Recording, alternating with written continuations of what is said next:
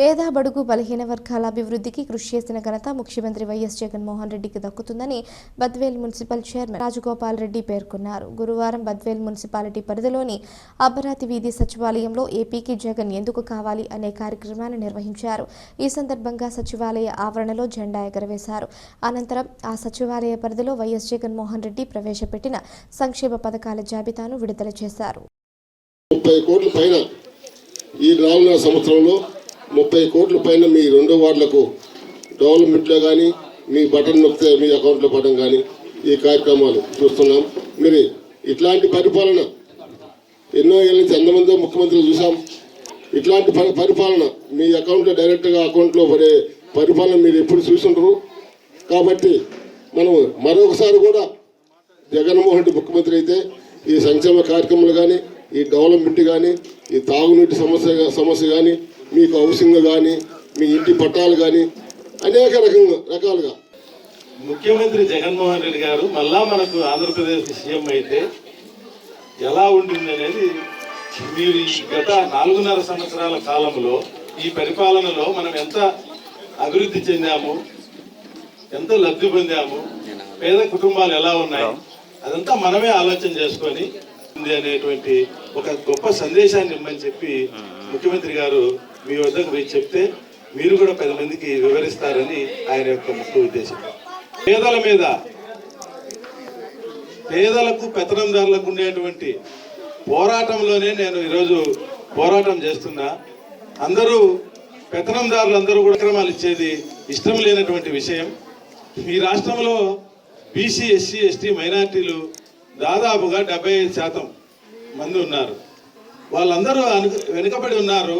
వాళ్ళందరికీ మనము ఏదో ఒక విధంగా సహాయం చేస్తే వారు కానీ వారి కుటుంబాలు వాళ్ళ పిల్లలందరూ కూడా కొంత ఆర్థికంగా కానీ చదువులో కానీ ఇంకొక రకంగా కానీ వాళ్ళు పైకి ఎదిగితే తద్వారా రాష్ట్రం కూడా ఎదుగుతుంది అని చెప్పి ఆయన ఈరోజు మనందరికి కూడా పెద్ద ఎత్తున ఎక్కడ కూడా తారతమ్యం లేకుండా, అభిప్రాయ భేదం లేకుండా, తెలుగుదేశం పార్టీని కానీ కాంగ్రెస్ పార్టీని కానీ కమ్యూనిస్ట్ అని కానీ లేకుండా ఏ పార్టీకి సంబంధం లేకుండా డైరెక్ట్గా సచివాలయాలను పెట్టి మన గడప వద్దకే ప్రతి కార్యక్రమాన్ని చేరవేర్చడం జరుగుతుంది.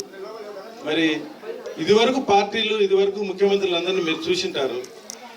ఏ ముఖ్యమంత్రి కూడా ఇంత పారదర్శకంగా చేసిన విషయం ఉందా? అది మనమే ఆలోచించుకోవాలి. 2014 నుంచి 19 వరకు కూడా ఉన్నారు. ఆ రోజు మనం ఏదైనా ఒక పనిబడి ఒక నాయకుని వద్దకు వెళ్తే ఆయన ఒకటికి నువ్వు 10 సార్లు తిరగాలి. ఈ 10 సార్లు తిరిగినా 11వ సారి అయినా చేస్తాడో లేదో తెలియదు. వాళ్ళకి ఇబ్బంది పాపం.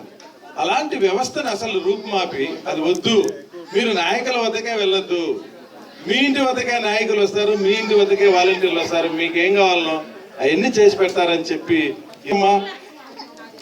ఈరోజు మనం ఇక్కడే బోర్డు ఆవిష్కరించాం. మన ఎదురుగా కళ్ళ ఎదురుగానే ఉంది. కిందటువంటి 6, 7, 2 వార్డులలో కూడా 5, 6 2 వార్డులలో మీ మన అక్కజెల్లమ్మలందరికీ కూడా లబ్ధి చేకూర్చడం జరిగింది. మరి ఏనాడైనా ఏ ముఖ్యమంత్రి అయినా గతంలో ఈ పని చేశారా? మీరే చెప్పాలి. ఇంకా ఎవరు కూడా ఏ ముఖ్యమంత్రి కూడా ఇంతవరకు చేయలేదు. మీకు మీ అకౌంట్లో డబ్బు వేస్తే మీ ఇష్టం వచ్చిన దానికి మీరు పిల్లల చదువుకు వాడుకుంటారు, లేదంటే చిన్న ఇండస్ట్రీ పెట్టుకుంటారు, లేదంటే ఒక బంకు పెట్టుకుంటారు, లేదంటే ఆ మహిళలు ఏదైనా టైలరింగ్ చేసుకుంటారు. తద్వారా మీరు ఆర్థికంగా కూడా వెళ్తారు, డబ్బు సంపాదించుకుంటారు. ఎన్నో రకాలుగా మనం అభివృద్ధి చెందేదానికి ఉంటుంది. దీని మీద కొంతమంది నాయకులు డబ్బంతా వృధా చేస్తున్నాడు జగన్మోహన్ రెడ్డి. అందుకే ఆయన అంటున్నాడు, పేదలకు పెత్తనందారులకు మధ్యలో జరిగేటువంటి ఈ యుద్ధమే నా యుద్ధము, నేను పేదల పక్కున్నాను, నేను మేలు చేసింటే నాకు నా అక్కచెల్లెమ్మలు కానీ నా అన్నదమ్ములు కానీ ఏ కుటుంబం